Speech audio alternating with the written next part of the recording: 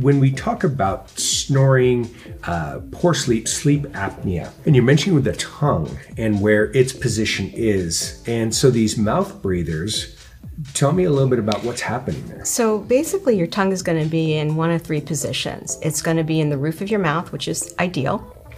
It's going to be in the middle of your mouth, or it's going to be in the floor of your mouth. And as you age and as you sleep, everything drops back. So it may not have been an issue when you're younger, but as you get in your 40s or 50s, you might have more symptoms where you are snoring and whether you're tired and you're falling asleep during the day when you never did. So those are all signs of an airway problem. Now you start to expand that.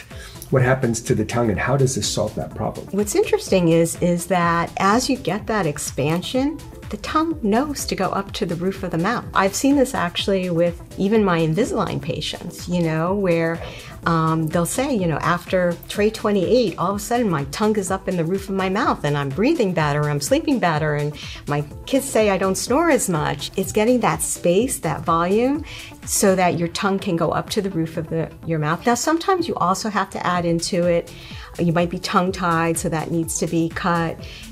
Just the muscle has What does that mean, tongue? So if you have an attachment underneath your tongue, and so you may not have freedom of movement with your tongue.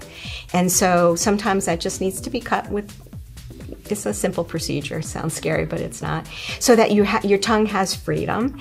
And then you might need exercises. You can, train yourself to keep your tongue up to the roof of your mouth and breathe through your nose. And because it's a muscle. It's a muscle. Right. Mm-hmm.